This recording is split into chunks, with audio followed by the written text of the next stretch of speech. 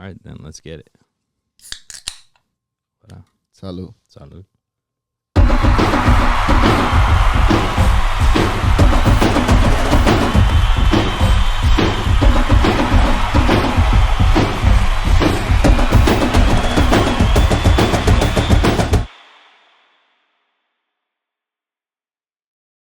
Let's go, Cesar. Let's get it, Omar. Venga, andas muy pinche bright ahora. I know how to put on a goalie kit. I haven't worn a goalie kit in a while. Hellas Verona. Hellas Verona. I seen it and I was like, esa mera me va a llevar ahora. Está chula. See, he has the old logo too. I think this is from like 2017. Estaba ahí Rafa Márquez, ¿no? Maybe. No, that was No. 2015 when Rafa Márquez was there. That's why, but prior. Yeah. Yeah, before when they had the old logo, dices. Yeah. No, Pues pues, chingona, sí. huh? Yeah, no, pues Rafa Márquez, great career. Went there after Red Bulls, right? After León. Came back, Red Bulls, León, went back. All of a sudden was like, bro, I'm too good for this shit. I'm going to Europa. Yeah. Goes to Europa, Las Verona, and then Atlas. Comes back to Atlas, yeah. It's kind of wasted time, no? Like, because he dipped out from Barcelona to Red Bulls, right? Red Bull, yeah. My guy. Déjalo. Nomás porque no te quiso Pep, no quiere nadie. No, ese pinche Pep me está ahí. For real. If you guys haven't read his biography, you guys should. It goes into a lot of his psyche and like how he just doesn't give a fuck about the players. How he ran Ronaldinho out of town. Yeah. How he ran Rafa Márquez out of town. It's just like, I don't need you. Probably what he does with City, which we'll talk a lot about in this episode. For real. But welcome back, folks, to episode 106 of Golsided. Ahí vamos moviéndonos. We got a jam-packed agenda. We're going to switch it up a little bit. We're going to be talking about City winning another championship. We're going to be talking about your America, moving on to another final de la Liga MX. I got to face the music. Let's go. I had to wear mis rojiblancos, pero de otro equipo, de vergüenza. Hijos de su madre. And then we'll go into a couple of the recent national team call-ups towards the end of the episode. We'll talk specifically about England and the U.S. They just released their call-ups. A lot of teams are releasing their call-ups for the summer tournaments, but we'll go over those two in this episode. Give our reactions, who we think should have been there, what's going on there. So it'll be fun. Yeah, it should be jam-packed and, excited. A chingarle, ¿verdad? A lot of the leagues are coming to a close for proper season play. They're all wrapping up. We can start off with the Premier League. Manchester City, they won another championship. They did it, man. Papita, los últimos juegos, it didn't seem like they were worried whatsoever about winning. they just had a win. Games. That was it. They just played their game and, it was in their hands. Yeah, they won 4 in a row now. Yeah. I believe 7 in the last 12 since that famous Aguero. I think 2012, that was the first one that started this dynasty. Yeah. I think it's like 7 out of the last 8. Liverpool won like 1. Ever since that Aguero, they've been killing it. The league is theirs. The league is theirs. They put out a video this week or yesterday about them in the moon and how it's like the 4 titles and everybody's clowning on them and saying no atmosphere. Yeah, you guys are used to having no atmosphere. Yeah, I mean, City has been popping off lately. Yeah, a funny reference, right? Because they're alone, right? The only team to have ever won it 4 times in the Premier League. There are teams that have won it 3 times in a row. One of them, the first one being Huddersfield. What? In the 20s. ¿Kimi? Yeah, ¿quién? No, eso no cuenta. No, ya ni están. And then we got Arsenal, I think in the 30s or 40s. And then we got Liverpool a little bit later. We got Manchester United. Damn. The latest was right before Sir Alex retired. And that's it. Wow. No Newcastle. Are you surprised? No. No, pues no. Yo tampoco. No, pues. None of the listeners are. Bro, relax. But if it doesn't always have to be Newcastle. But if your team's not on there, like, rent free. What are you all talking about? Talking smack if your team's not in that little mini list I just gave out. Who was talking smack? I'm just saying. No me vengan que bottle jobs tampoco, eh? I mean, you have to be realistic. You guys bottled it 2nd year in a row. No. We'll talk about it a little bit more if it is a bottle job, but let's give Manchester City their flowers at first.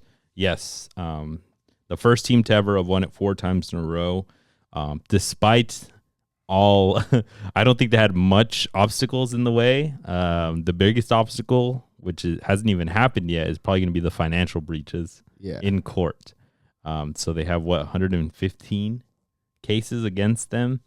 All these other teams, Everton and Nottingham Forest, have had less and did less, broke less rules, and they immediately got points deducted this season.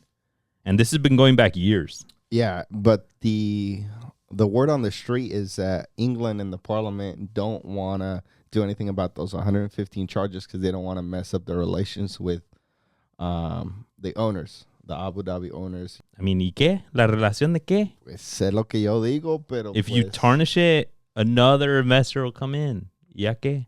Yeah. No, man, don't ruin the game that we love. No, but I mean, the rumor that I saw was that they were going to wait until after the season to not ruin the drama at the end, right? Arsenal, City, who wins?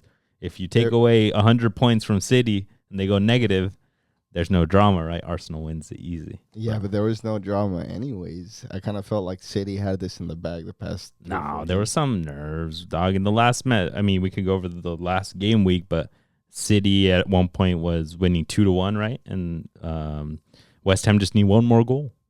That one goal, Arsenal just need to win. Yeah. So there was. I mean, we all knew they were going to win it, but I mean, it was close. It was close. I'm dead.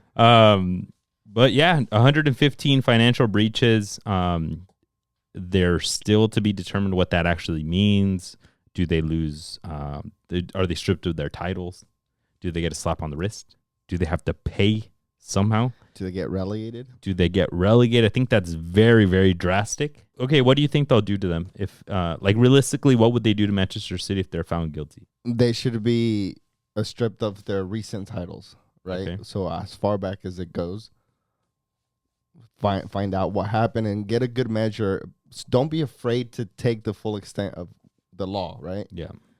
If we're gonna look at what Everton happened, what was their breach like? How does that compare to City? What did you do to punish Everton? Or you deducted points. If we need to do that to City, all right, deduct points. But what exactly does that mean? Like the season's over. Yeah. Right? Are they gonna start the new season with those points deducted, or this previous season and say, all right, well, you didn't win the champion. Here goes Arsenal. You've won the champion. I mean, they're definitely going to have an asterisk next to every championship that they won while having breached these financial rules, which I think is all of them. Well, the biggest next step is removing those titles, right? Yeah. I don't think you can give them to anybody else, but you can at least say, like, they're not yours because of the cases against you. We found that you were guilty or whatever. The next thing from there would be point deductions for future seasons. The next thing would be relegating them because of those point deductions, right? Either point deductions or just there are so many financial breaches that like there's no use in deducting points. You get stripped of your first division status, you know? Yeah. Do I think any of that's gonna happen? No. What do I think realistically will happen? I think they'll probably have to pay a fine. They'll pay a fine. I think they'll get some point deduction going into next season. That'd be interesting. But I don't think it's going to be anywhere to where, oh my God, City are getting relegated because of those point deductions. Yeah. People are going to lose their shit if it's like 10 points. Yeah. When Everton did nothing as close to that and they got 8 points. Right. Taken away. It's going to be crazy. But how much will it taint their accomplishments in your head? Like, do you feel like it's, we can look back at it and be like, no, Mickey Mouse trophies. Nope, those don't count. I don't think I'm going to go as far to say as, okay, the trophies they won don't really count. I think the way Pep has done it, I feel like it's completely merited that they've won. They've also had this amount of money, but only won one Champions League. And it's like, they won their championships. Good job. Pero I'm not going to put you in the same pedestal, in the same conversation as a Barcelona when everything they've done it correctly. And They're getting in trouble now. And they did get in trouble, and we've seen the financial repercussions, right? Yeah. Or like AC Milan, how they've won it fair, quote-unquote fair, Juventus or whoever else, right? I'm still going to think, all right, City, all right, they did what they did, but they did it while But preaching. a little asterisk right there. Yeah. I'm an Arsenal fan. So to me, it's gonna be like, no, those are my championships. Give me my championships. Yeah. Which I don't think they can directly do. I think even if they strip or they provide an asterisk, I don't know if that directly leads to giving Arsenal more trophies like the last two. And then how would you feel if they say, all right, City, you didn't win these trophies. Arsenal, you actually won these trophies. How would I feel, papá? Dámelas, vente. No, Vente pa' acá. Vente pa' acá. Vente pa' acá. Why not? I mean, what's the difference if Manchester City gets them stripped or whatever versus in season if, say, they wait to the last minute and then they take away 8 points minimum because of what? Like, to tie what Everton got, right?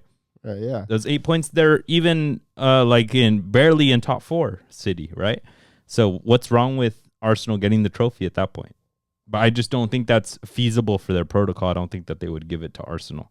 But like, would I feel bad? Would I feel like it's not worthy? No, Arsenal had an amazing season. Like the last 12 matches, they lost one and they drew one.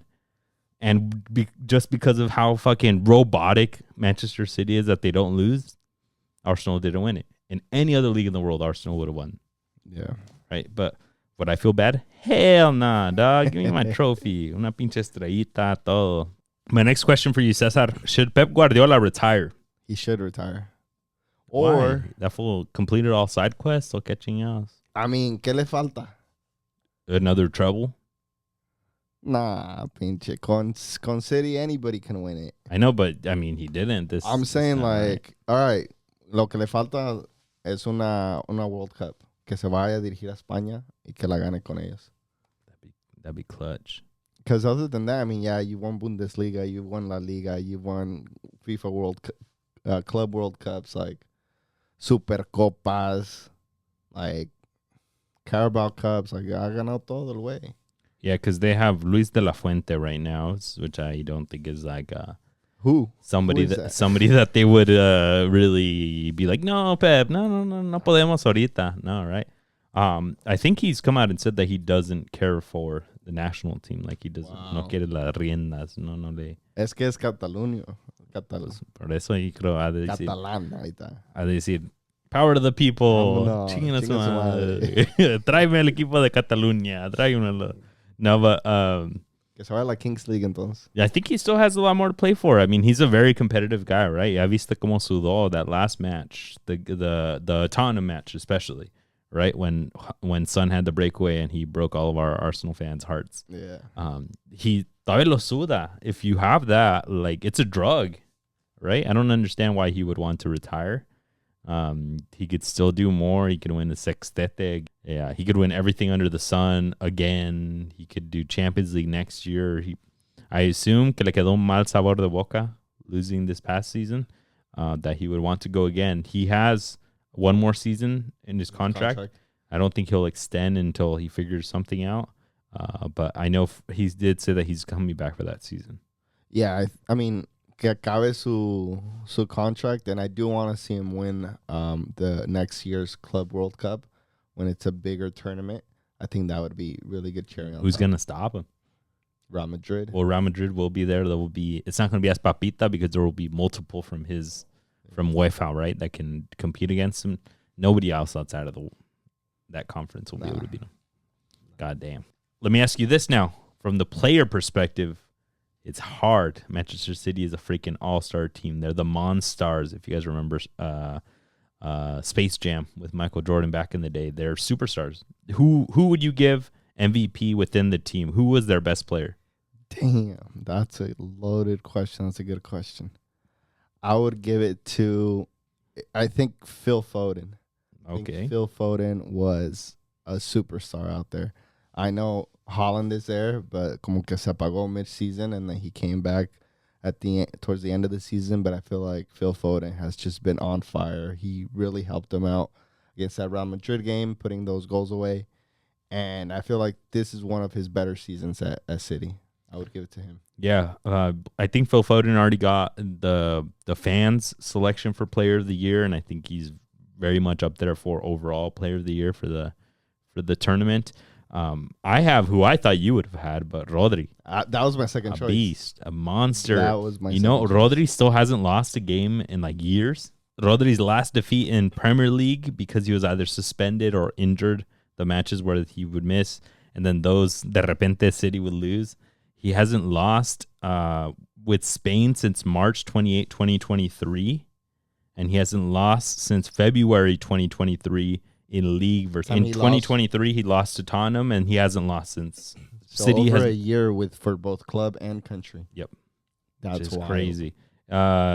Since then he lifted the Premier League twice, Champions League, FA Cup, UEFA Super Cup, UEFA Nations League, and he scored in that UEFA Nations League final. He scored in the Champions League final. Yeah, which is against Inter Milan, right? This dude is insane. Like, he's not on the stat sheet as much, which this year he did score an outrageous amount. I think he really supplemented what they lost from Gundogan. Yeah. I think the big question was like, who's going to take it over? They brought Kovacic, and that fool just didn't do it. Like, he barely played. But I think Rodri did the best that he could to do his job, plus a little bit of that. That fool was cooking, man. That fool was a machine, bro. Ese way, like, I bet you he's a fucking cheat code for coaches, man. Like, si lo traes ahí, I think Pep's even said a bunch of times, like, if I'm fine. Like, if he's in there, I don't. ¿Qué tengo que hacer? Yeah, de qué se preocupa, right? Oh, man. You're not going to get beat down the middle. Nope. He even goes out wide. Imagine that fool running at you full speed, looking like a caveman with no eyebrows. Yeah. And freaking shirt tucked in. Shirt tucked in, yeah.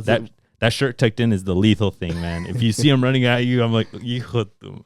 And in sus medias como jefe, como like persona grande, bro. That fool's a grown-ass man. Yeah, that was insane. He scored a lot for me in FPL, and I was just like, you even told me, you're like, why'd you get Rodri? He barely even scores. Because last year, right? Gundogan did that, but now this year, Rodri's like, dame la pinche cosa. But this year, he ate that shit up, bro. Yeah, in every competition, yeah. I would give him his shouts, but like Phil Foden was lights out this season. Yeah. But Rodri was like el motor, the consistent player, just always there, Mr. Reliable. But yeah, I mean, that's the tough thing with City. Like, I mean, Guardiola out of nowhere. Exactly. Guardiola was the biggest hidden gem. We're all just like, okay, like Guardiola's kind of cooking. He was a baller with Croatia and in Nations League and in the World Cup. 21 years old. Okay, maybe he sees something, right? No mames, hasta golazos metía every week. And Guardiola said it. He's like, yo, this guy, 10 years here, like, we have him for a while. Like, super young.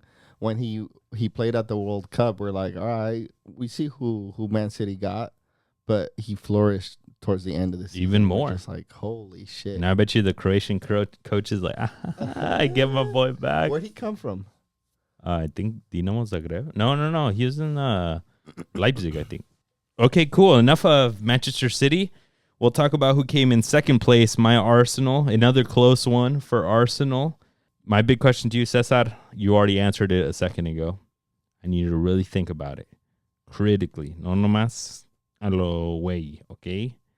I'm just kidding. You could be as way as you want to be. Is this another bottled season for Arsenal? I don't think it's the same bottle job they did last season. I don't think this one compares to it. I think this one last season was a big slip up. Last season was a huge slip up. Now I feel like they did the best they could, which was like no hay que reclamarles tanto this season compared to last season. I feel like they, like you mentioned, they won 11 out of their last 12 or 13 matches, just losing once and tying another time. And ¿qué más le pides a un grupo así? They lost once. Okay, well, I mean, they had a slip up. And then City just was able to take it. Like, yes, it's a bottle job, but it's not the bottle job they had last season. Yeah. I would even not label it myself because if you look at the numbers on who was at the top of the league for the most time, number one, Liverpool. Liverpool was up there for the longest time. Barely more than the other two, but it was pretty evenly split between Liverpool, and then it was Arsenal, and then it was City. But they were all like 70 to 80 days, and 60. City was like 60-something.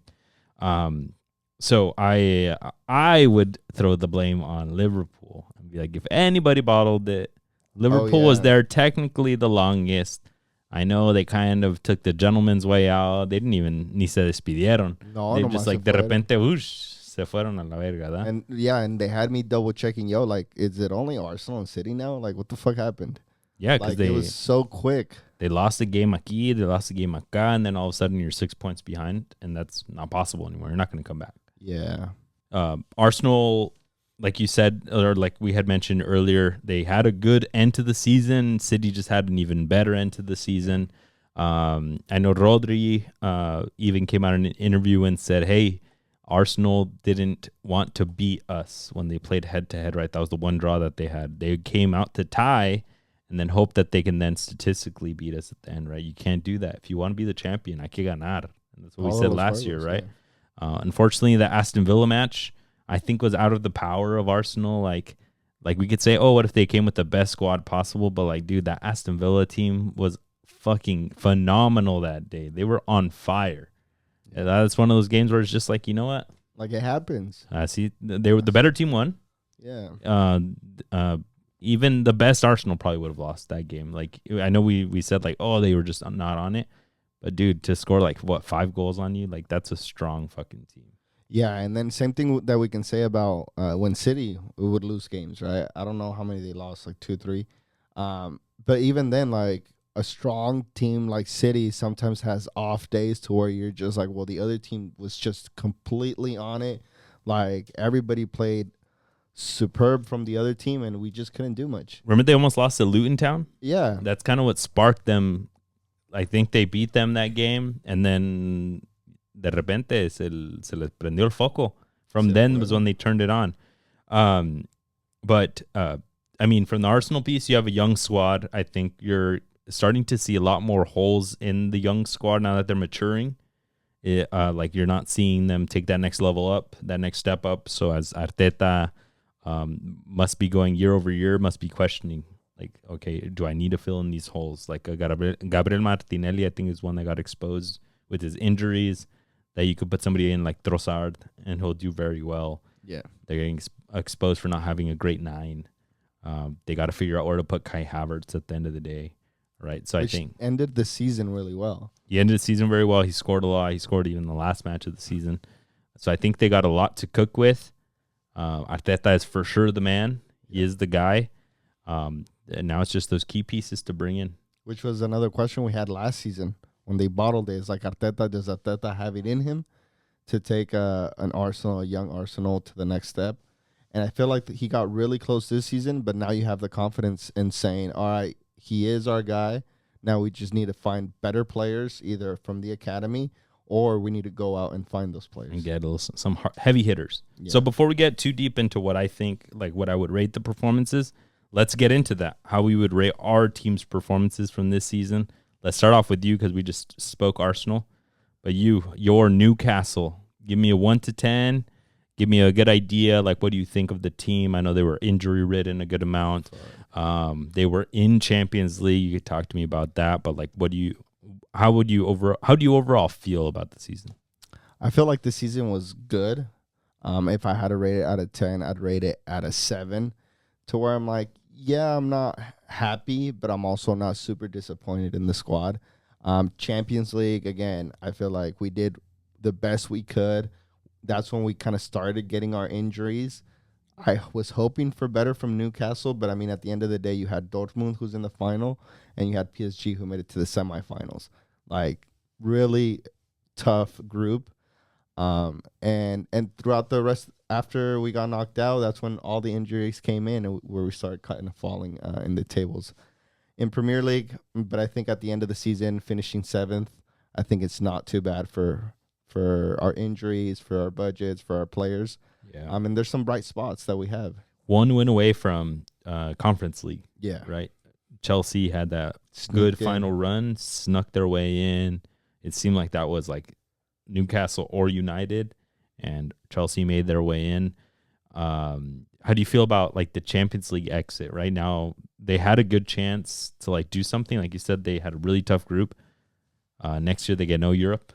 Yeah, nothing at all. Nothing at all. I thought you were going to say a little bit lower than a 7, just because like you go from a Champions League season, top 4, to now 7th. Yeah. But how do you see it transitioning to next year? Do you see them doing better next year? I see them doing better next year. we got to keep in mind we went all the way to our third string goalkeeper because our Dubravka and Pope got injured. Yep. It's like we had to bring in Karius. Trippier was having blunders. Then he got injured. And then Almiron was in and out of the squad because he was injured. And like so many players were just injured throughout the season that I can't just be here and say, all right, it's a terrible season. Like, Callum Wilson got hurt. And then they brought Alexander Isak.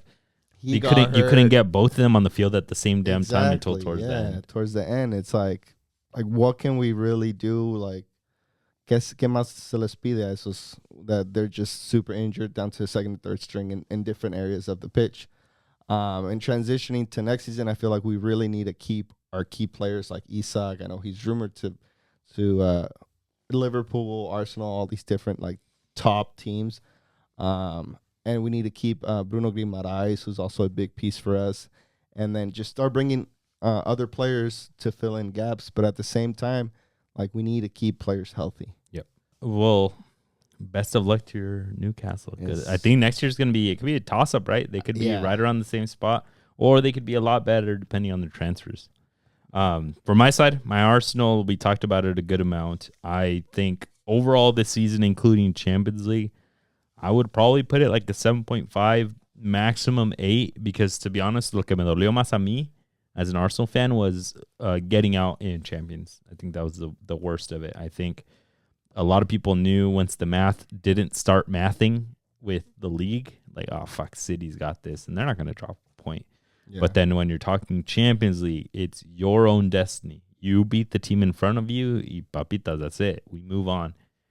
The way that they came out against Bayern, away and at home, so lackluster, just so whatever. Like, I think if Arteta could have those days back, he would do it completely different.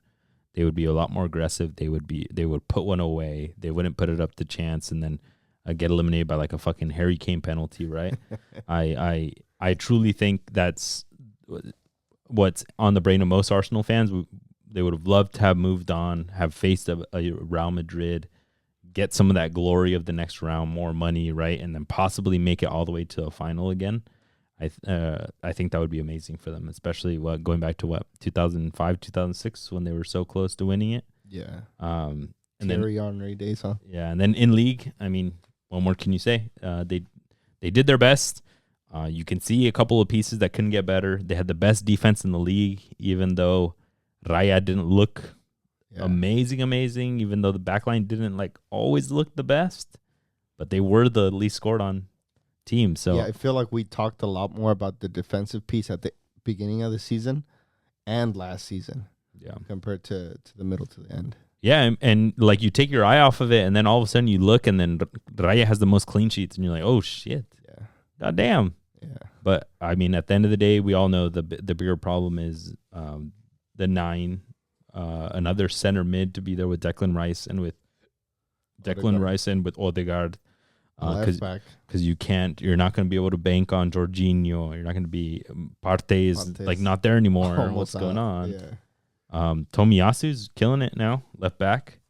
A one or more there would be great if Timber can come back 100%. That solves it. But that 9, if you get a killer 9, you could become elite level. I would give your Arsenal an 8 because it's a solid season. You didn't win any silverware. You had decent games or a decent season. Well, it's true, güey. Tampoco Newcastle.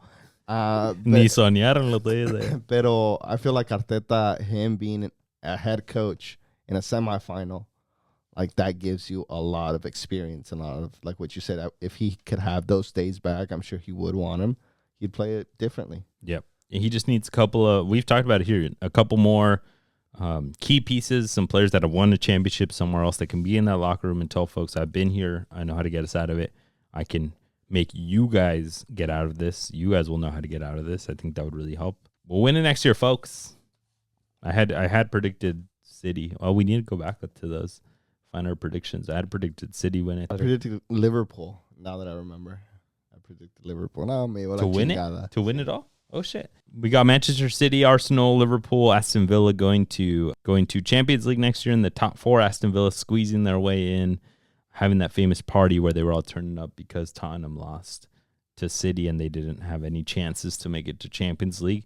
But in relegation, the same three that came up, going right back down. Vámonos. Adiós, cabrones. Váyanse. I'll miss you, Lutoncitos, pero... Lutoncitos is the one that hurts. Te chingas, güey.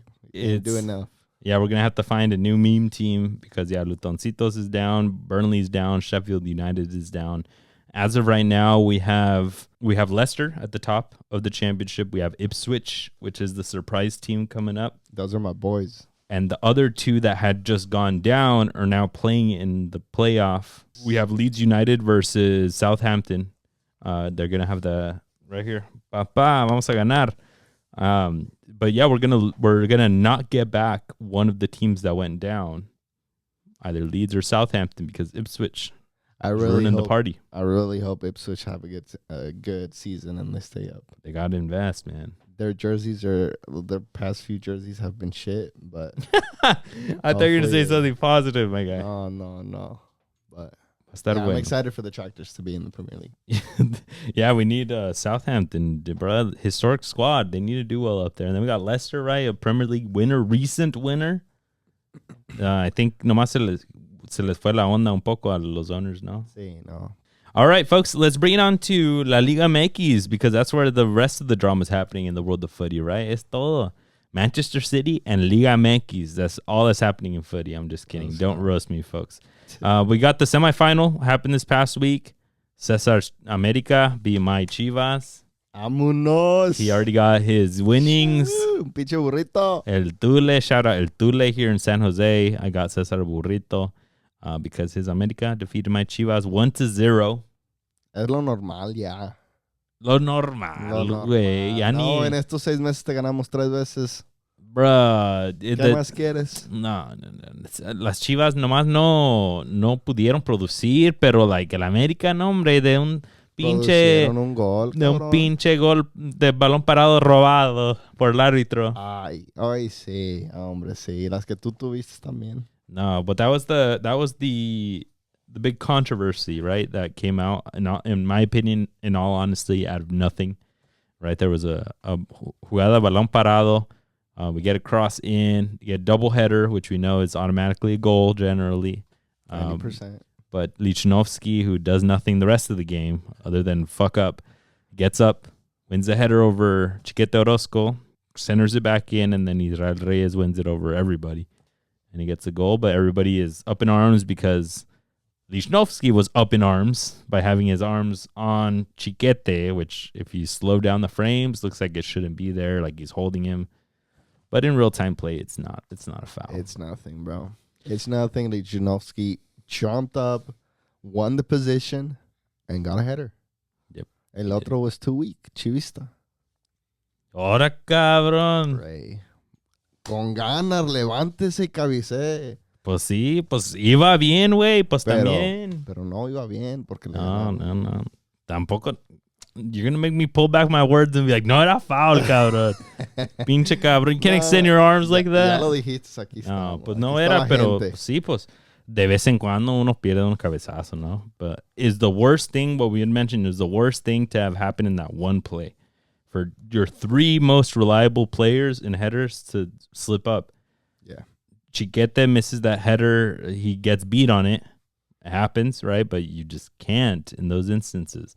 And then Tiba loses his mark, which is Israel Reyes, and he wins that header. And then Chicharito goes in as a sub slept, right? Yeah. That fool's asleep. Yeah. That fool was signing autographs. That fool, there's people that somebody had the camera on him the whole time, they panned it to him. He goes in, he gets the captain's band. He says hi to Jonathan Dos Santos. He walks over to inside of the box. In that same play when he got subbed, he goes in, saluda a otro. He goes in. He doesn't have a mark. And then they cross it. No. He doesn't have a mark. Y luego les dice a todos, cabrones, yeah. I hold the line. Aquí nos paramos. Aquí para adelante. Y luego, that's when they play the fucking cross. They cross it. And he's just in the middle of everything, right? The ball's that way. He's in the middle. The ball comes back. He's in the middle. Yeah. Right? And he's getting roasted because Israel Reyes jumped over him. Yeah. Right? But the mark era de Tiba. That was his player. The Batman. Del Batman. The Batman. The Batman. But yeah, he won the header over everybody. Chicharito, ni el colmillo se le salió to at least put a hand on the body or anything. It wasn't his mark, technically, but he's getting roasted because it was within 30 seconds. But yeah, because it's just so funny. The whole sequence was so funny. All of a sudden, your greatest player, possibly like top 5 best Mexican player of all time, comes in, boyhood club, to send him to the final. ¿Y qué pasa? Within 30 seconds, goal. Something that the way that I would position it, not his mistake, but something that he could have helped avoid, right? If he has that much leadership, he could have figured out a way to get people to be pegados a la marca when they're playing zone. There is a zone defense. They weren't playing man-to-man. That's why he was by himself. Or he could have used that super long career experience to turn around when the ball is coming and see the guy unmarked, put a hand on, estorbarle, jump up. And that's what he's getting roasted for, because they broke a rule to get him in, an unwritten rule in soccer, which is que en balón parado no se sacan los jugadores. No haces cambio. No haces cambio, especially the ones that are supposed to be in the play. Yeah. Sometimes you'll do the striker, right, and they stay up top, and then everyone else defends over here. But, like, you think it makes sense here. A lot of people I've been seeing are arguing against it. Like, it makes sense because Chicharito's a historic header. Yeah. He's very good at it. Some wild headers. So, like, you can't blame Gago also, right? He was doing the better thing. A balón parado, meter your best header. The dude that hits it como delfín backwards at practice. De la nuca, con la cara, con todo. Con todo, but no se pudo. Yeah, really unfortunate. Pero I think flowers are due to Israel Reyes. Had been killing it all season. Yeah, has playing very well. Kevin Alvarez, Lara, there was another Salvador Reyes, I think played right back también. And he solidified himself as a center back into that right back, kind of with Ben White did at Arsenal. Mm-hmm. And then he got his reward, which was a goal to send your team to the finals. Like, beautiful from Israel Reyes. Yeah, big kudos to him. Balling out. No se le puede pedir más de él, especially as a center back playing out wide. Yeah. He's playing very good, very dynamic, so much so they got to call up to la selección. But outside of that, I think the lesson learned from the Chivas side is, even if you want to complain about the 1-0, ¿dónde están los goles? ¿Dónde están las jugadas peligrosas? The most dangerous play that Chivas had was a giveaway by America's defense. Yeah. That Piojo Alvarado, yes, at a very top moment, hits a banger of a shot and almost goes in. But come on, también no nos hagamos tan pinches pendejitos de que, like, no producieron nada más. That was all that they had. And you can't tell me, like, they were so close. They're so close. No, they weren't. Yeah. Like, they didn't produce anything. They didn't get shots on goal. They didn't get balls into Marin, to Chicharito. It's not like we're sitting here saying, oh, Malagón was figura del América. Yeah. It's like Malagón was rarely even asked anything of him. So kudos to Chivas keeping it 0-0 for, 150 minutes at that point. Very good defense that we know all season. That's not your problem. You don't have to fix it for next season unless Chiquete leaves. Figure that out. But the forwards, the mids, the dynamic players, the players that can give you assists, creative play, where are they? You have a lot of players that son de garra, de todo, de entrega or whatever. But ¿dónde está el cerebro? Where's the deadly plays? And a prime example is Cade Cowell. Cade Cowell came in, I think it was like at the 60th minute, super dynamic, right? But only for like the first 5 minutes. Y lo se apagó. It's the same one trick that we know from the Quakes. Israel right? Reyes locked him down. Like, all right, you're fast. All right, te doy la banda. Y ay, corre si quieres. That's the way. But like you said, no hay un medio o un delantero que digas, oh, he's going to be the game changer. He's going to get us a goal. He's going to get us a one-on-one, a breakaway or something. Nada. And that's what I'm telling you. That's supposed to be Pocho Guzman, right? But Pocho Guzman is like heavy right now. No está ligerito. No está moviéndose bien. He's not creating dynamic plays. Piojo is at the top level. But at the same time, he couldn't do it by himself. He wasn't doing anything by himself. You could see the quality at his feet when he has the ball. Es duro quitarle el balón. But at the same time, America, some of those times isn't trying to take away the ball. They just don't want you to be going forward. Yeah. right? Que se haga loco con el balón acá. But like Piojo needs to be further up the field to be able to create things with players, but nobody else is there to help out. Like Cowell's too wide, Pavel Perez is too wide, Marin is by himself. Or running back, like trying to destroy a play. Okay, y luego cuando te necesitamos no estás. Yeah, and that's where it's not just like the one solution. It's not just the 9. I mentioned it on our Goals TV episode. If you guys haven't, go check it out where we say our score prediction for the final. Give me 2 more players creative around that aren't just donkeys, that don't just run. Que sepan con el balón to help out Piojo Alvarado, elite players, which is another conversation. There aren't that many young Mexican ones right now. But if you have that around, you could put whatever 9 you want, and they'll have chances. A Chicharito, a Marin, even keep JJ. Like, oh, he's dipping. Yeah, he's already supposedly confirmed to Leon, but that's the 9 wouldn't be the problem. Give them the opportunities and then let the 9s mess up. Y luego ahí sí di, okay, we need better 9s. Yeah. But no, La Chivas no alcanzó. Nene needs to take that next level, next season, next step up, or else también use him as bait. Go, hot take, trade Nene to Pachuca plus cash for Eric Sanchez. If Eric Sanchez is not going to go to Europe, just like we know Pachuca is not going to, they never sell their players anyways. Say, you know what, Pachuca, here's your money, and here's a dope center mid that you can probably make better, but give me your elite mid, and he'll cook at Chivas. Holy shit. No, don't do my boy like that. I mean, that's good Liga MX business, but it's terrible for Mexican players, right? Jesus Christ. For the future of Liga of La Selección. But yeah, your America moves on to the final. Chivas has a lot of work to do in the offseason, and I do mean a lot of work because they need to figure out how to become more dangerous, more offensive. That defense is chill. The keeper is amazing. Yeah. They're good. But a ver qué más. On the other side of things, Cruz Azul narrowly move on. We'll touch on this maybe a little bit quicker, but Cruz Azul narrowly move on due to the tiebreaker. They lost at home to Monterrey 2-1. Do you give this a good thumbs up for Thanos men, or do you think this was a disappointing season? Didn't win here, didn't win in Champions Cup. It was a shit season for Tano and his men. For whole Monterrey, they must be so disappointed that I would fire Tano immediately. Damn, son. Holy shit, how do you have so much squad depth? Brandon Vasquez. You predicted them to win, too. Oh, okay, and they should have. They did too little too late. Like, no mames, Tano lost it in the first half of the home leg. Mm-hmm. Like, he didn't come out full guns blazing just saying, all right, you're my homie, aquí te voy a meter 3 pepinos. Like, no hizo nada.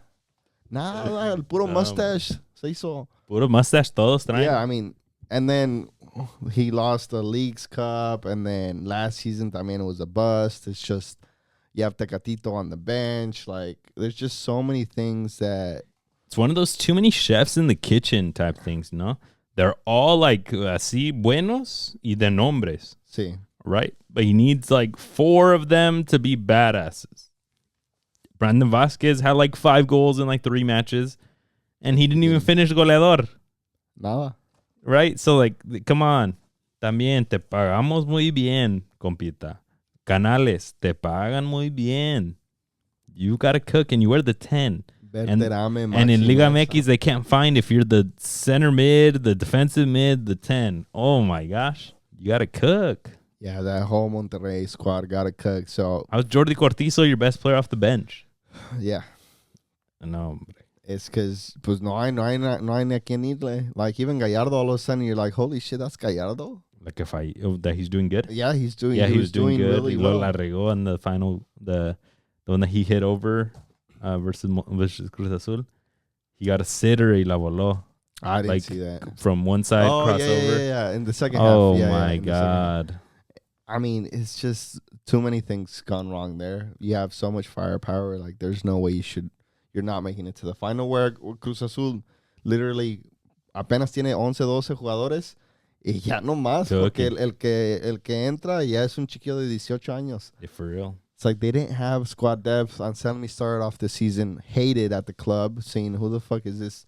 He didn't even play pro. He wasn't professional. Like, never debuted first division. And all of a sudden, he takes Liga MX to the final, Cruz Azul. You already know every team's going to be looking for that 30-year-old out of South America to coach. That fool that's been on Football Manager. And, you know, I feel like who started the wave was... Pinche Larcamón. Ese mero. Los Larca Boys. Con Puebla y lo con León. Pero, yeah, I mean, Anselmi cooked. He did cook. But Monterrey's low-key cursed, man. Ni el Vasco. What do you want? The greatest fucking Mexican coach of all time? Ni pudo.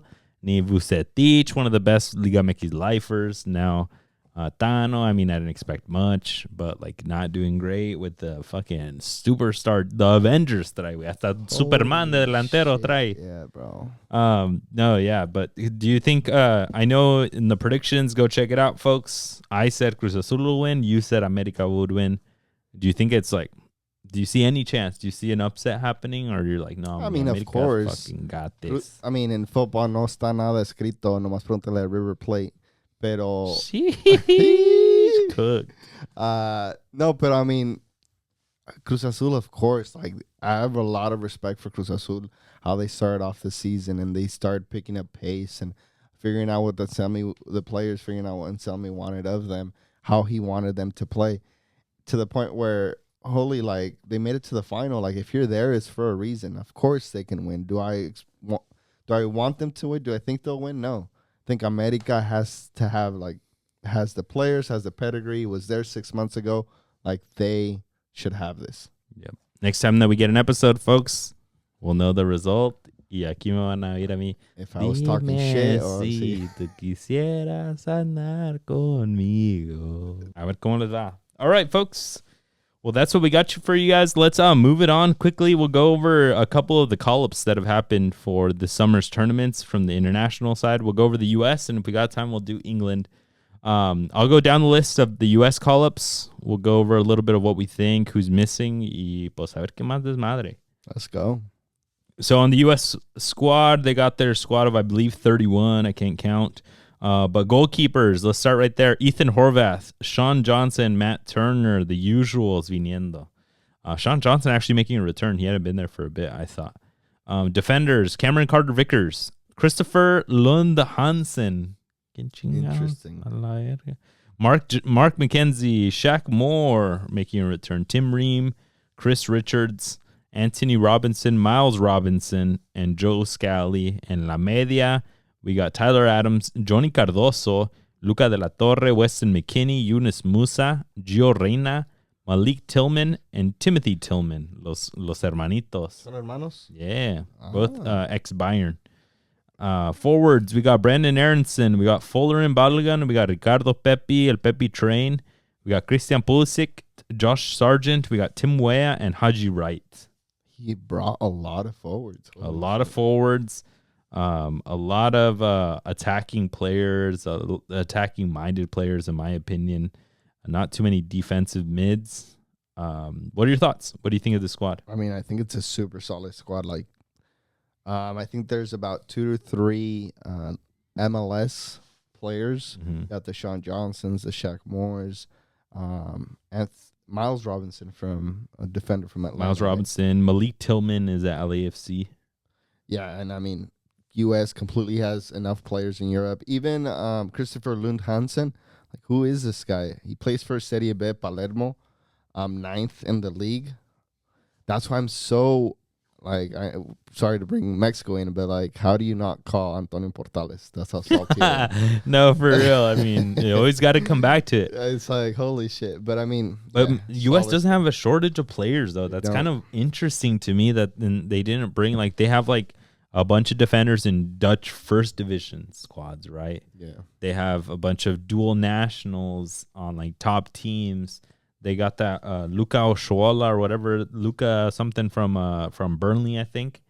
I think they have a lot more players that, in my opinion, probably could have come before Christopher Lund Hansen, who's in the second division squad. But I don't know. We'll let Berhalter cook with that. I haven't seen him play. Yeah. Maybe he is a freaking lights out outside back. Yeah, and no Sendejas either, which was really interesting for me. No Brandon Vasquez, no Kid Cowell. It's like, No love for Liga MX. No Liga MX player. In my opinion, I figured Brandon Vasquez was the one that would maybe retain the value the most in Liga MX because I feel like Monterrey is kind of, even though America has been balling out internationally too, but I think Monterrey has like that super team title. So maybe it's as close as you can be to like almost being in Europe. But yeah, not even him. But the rumor that I've been hearing is no Brandon Vasquez in this list. One, because they have a pretty good stacked forward lineup there. But two, because he's rumored to be one of the players that they would bring over 23 for the Olympics. Oh, they could take 3. Yeah. I've been hearing Walker Zimmerman, him, and I forgot, like a mid. Yeah, I mean, Sendejas, he plays for America. Like, that fool's been balling out. Yeah, it's been very creative. But like you said, yeah, there's a lot of attacking-minded players, and they don't have any shortage of elite players. One player that I'm really excited about, who I think is now becoming elite, Johnny Cardoso. Yeah. Took Guardado's spot, took Canales' spot. Betis, everybody that kind of left in that mid, the Betis, he stepped in and he's been playing great. Yeah. Like they plugged and played him after playing in Internacional de Porto Alegre, right, in Brazil. Yeah. And he, como si ahí estuviera por años, güey. He was like cooking. Shit, yeah, bro. I was watching a couple of highlights and I'm like, yo, este way chingon. He's tall as hell, physical.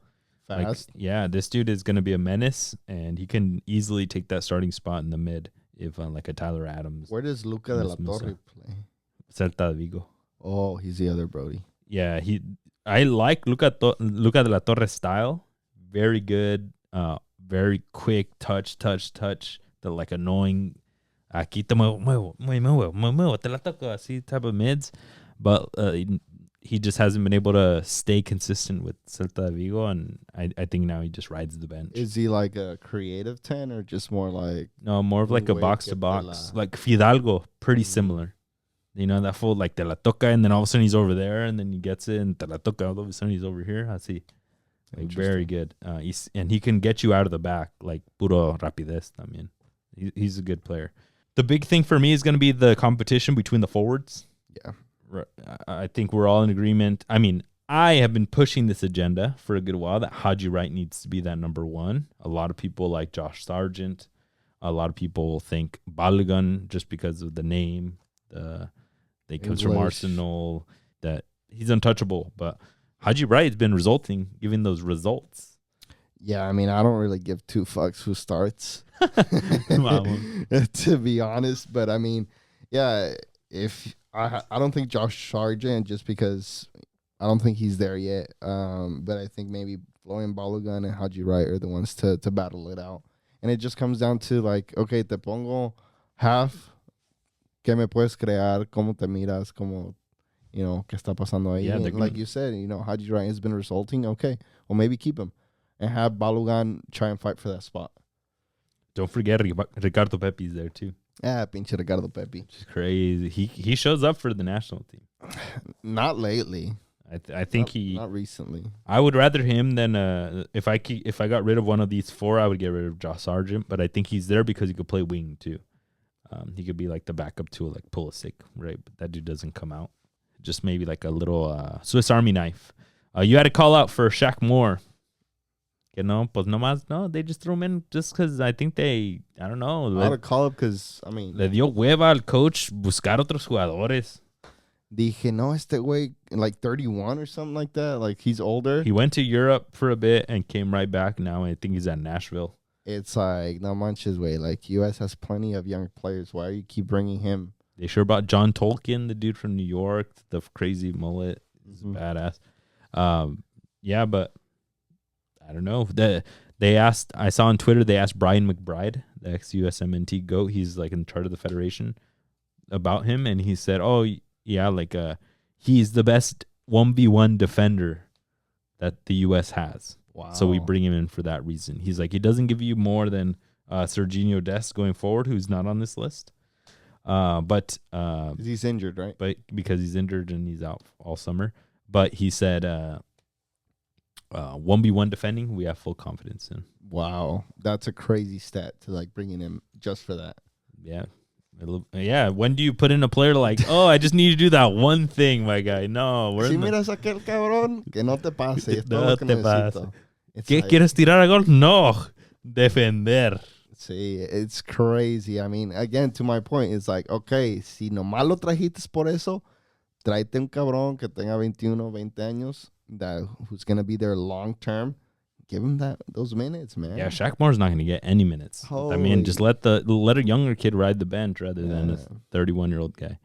But yeah, this looks like a strong squad. We'll see what this U.S. can do in Copa America. A lot of people have them moving on to semifinals, at least to quarterfinals, maybe first in their group. A lot of people are saying that this U.S. men's national team has the most responsibility on their back to make it far. Yeah, I mean, 2016, they made it to the semis, and then they got wrecked by Argentina. But banger of Messi. Yeah. The free kick, no? Yeah, the free kick. Jesus. All right, folks, let's bring it on to the English squad, England national team. In the goalkeepers, we got Dean Henderson from Crystal Palace, Jordan Pickford, Aaron Ramsdale, backup from Arsenal, still making it, and James Trafford. Defenders, Jared Brentwaite. God damn, I'm going to have trouble pronouncing some of these white people names. Jared Brentwaite. Lewis Dunk, Joe Gomez, Mark Guehi, Ezri Konsa, Harry Maguire, Jarrell Kwanzaa, Luke Shaw, John Stones, Kieran Trippier, and Kyle Walker. Midfielders, TAA, Trent Alexander-Arnold, Connor Gallagher, Curtis Jones, Kobe Mino, Declan Rice, Adam Wharton.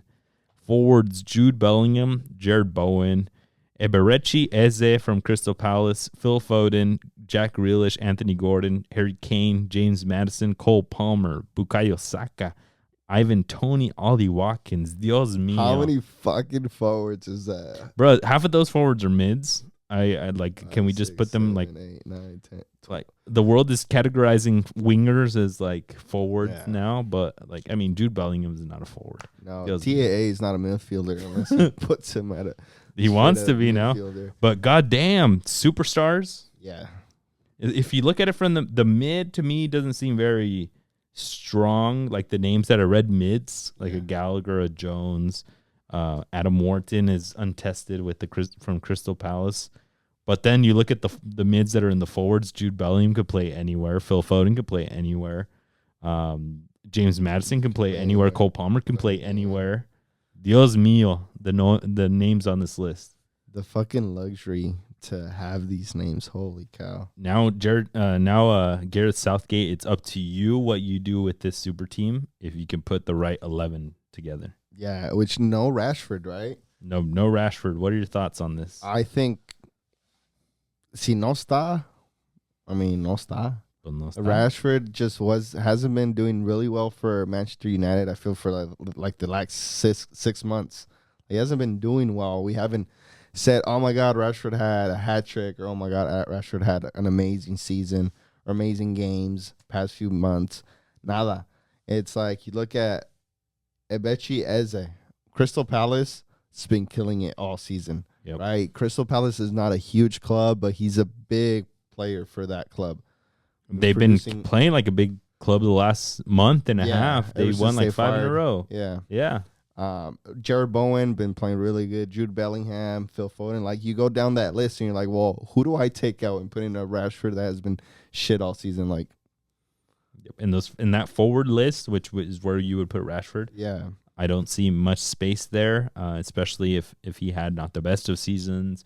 If you want to get him to try harder next season to do better, you leave him off, right? There is a list that is going viral on Twitter of England's excluded 11 from how good they are, that they could leave so many good players out. Keeper, Nick Pope. That's who I was looking at. Like, why is he not in there? Injured all season. He has right? been Dubravka was in there. Yes. Reece James, injured all season. Now back. All these players are coming back now, but I don't think they're at the level. Eric Dyer. That one's an interesting one. Bayern. I mean, he did good with Bayern. They got second place. They semifinals of champions, but he wasn't the biggest piece to that squad. I think they have other center backs. I'm a bit confused on Mark Guehi from Crystal Palace. He wasn't the defender I would have taken from Crystal Palace. They have Tyreek Mitchell on the wing, who's solid. Levi Colwill from Chelsea. Yeah. solid, but they kept rotating. Yeah. All right. Another Chelsea, Ben Chilwell. Okay. Yeah, otro rotacional, lo mismo. Didn't play that much. Calvin Phillips. No, didn't do so well at West Ham when he moved. Jordan Henderson. Left the face of the earth to go play in Saudi Arabia también. Oh, yeah, I forgot Maybe about not him. at the level anymore. Might as well bring like the young guys. Henderson, he went to Ajax. Right now he's at Ajax. Yeah, right now. But he left to Saudi Arabia. Yeah. Jadon Sancho. Probably that one's probably one of the bigger ones. One of the most deserved call-ups that isn't on here, I think. Who do you take out though? Who do you take out? I don't know. I would take out like. Damn, that's a wild one. I think he should be in there if you're doing it off of merits, but I mean, he also is barely getting back to it, right? It's his first season really killing after doing terrible at United. But I don't know. Maybe take out Eze. I don't know. I think a James Madison would be a shout. Because you're giving a lot of these players like Eze, like Anthony Gordon, like Adam Wharton. You're giving these players opportunity, right, to show up, and I think they're deserved. También. So maybe better luck next time. Se le dice a alguien like that. Keep trying. Raheem Sterling. No. Me perdonas, pero ahí sí no. Not doing it. And then this one I think is a shout. I think this would have been nobody would have complained if this person was on here, but Solanke. Dude, that one's wild that he's not on there. He's solid. He's reliable. Yep. Let him be your third, fourth striker, man. Even for Ivan Toney, I'd take Solanke. Ivan Toney struggled.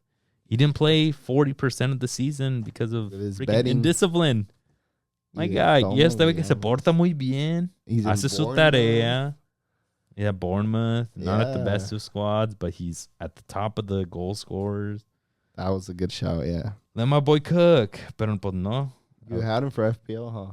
Yeah, he's one of the reasons why I won, even though I almost didn't. Oh, big shout to me. Yeah, first place. I won budget FPL, folks. Barely a panzazo. I lost. Draft. Oh, yeah, draft FPL. The boy Pedrito won budget FPL. Shout out to you, Pedrito. If you guys are into FPL and you guys are just listening to us, join our Discord. Next season, we'll redo it. We'll do it bigger, better. It'll be so much fun. This season was awesome, both the draft and the budget. I won the draft version, even though I lost 7 out of the last 8 matches. Almost a bottle job, dude. I had such a big lead, and I won by 1 point over you. You got second place. Venga, cabrones. Yeah, top 4 was like 65, 64, 63, 62. Like literally the last game. I had it in my, like, locked in statistically with like 8 games to go. But no. I had to make myself. But next season, guys, join the Discord. Next season, join the Discord. But yeah, I think we went over some good players that were missing. But overall, Southgate, if you don't cook with this, I don't see any reason to keep you. Yeah, you're not the man for the job if you don't. I already don't think he's the man for the job. Me neither. But if you don't at least reach semifinals at the Euros, like you're adios, cabrón. Yeah, I think they have to at least make semifinals. But this team has to be favorites to win it. They do. Who else? Okay, I'd put a Spain. Spain has to be there. Portugal. They got a good generation right now. Portugal, as long as you leave Ronaldo out. It's a sleeper, Just leave Ronaldo out. You don't need him. And I don't know if Germany's got Italy's got a good squad right now. Yeah, even Croatia is always a top 5, 6. Croatia might be another sleeper. We never respect them because we always think they're going to age. Yeah. But they're getting younger. So maybe they'll sneak in. It's going to be a good Euros. I'm excited, bro. Euros, Copa America, bendito fútbol. Yeah. Un verano de fut. All right, games to watch. Cesar, let's go. We're going to take it to Serie A. Frosinone against Udinese. Both are barely out of relegation, but loser may be at risk if Empoli pulls an upset. Let's go. So I'll poner bueno at the last match. I got the FA Cup final this weekend. We got Manchester City versus Manchester United. Can United spoil the party for City after they just won their 4th league title in a row? I highly doubt it, but we'll see if it's possible. On Saturday, we got Liga MX, La Gran Final, Clásico Joven. You got America against Cruz Azul. You know, I guessed that America was going to win it. You guessed that Cruz Azul. There's a bet involved, so tune in next week to find out who won the bet. It's going to get good. In La Liga de Argentina, it just kicked back up again. We got Talleres versus Boca Juniors. Talleres is undefeated. Boca Juniors is mid to lower table. Y aguante Talleres! We're going to take it to Costa Rica con los Ticos. And we got Alajuelense against Saprissa. First versus third is La Gran Final down there in Costa Rica. Hopefully Alajuelense can pull it off, but we'll see if Saprissa can win their 35th title. In the championship, we got the promotion qualification final. We got Southampton versus Leeds United. Who will be the team that gets to come back to the Premier League and who will have to spend another season in the championship? Jeez, hopefully I want Southampton to come back. I want Southampton too. Wolfies. All right, folks. Well, we appreciate you guys for tuning in. Like we always say, we're almost at 150 subscribers across Apple and Spotify podcasts. Let's go. So we really appreciate you guys. We're about 5 away, so please share this with somebody. Get our name out because we're growing on social medias. We're growing on YouTube. We're growing everywhere. We're really picking up steam here. We got some amazing plans for you guys to give you guys better content, new content. Share whatever you guys think we should start doing. Because we got a whole bunch of things coming for you guys. We're cooking and summer full of footy, so get ready because it's going to be a wild ride. Yeah, maybe we'll see each other in person. We'll do some hangouts. Let's go. But yeah, folks, we'll talk soon. Appreciate y'all. Peace. Peace.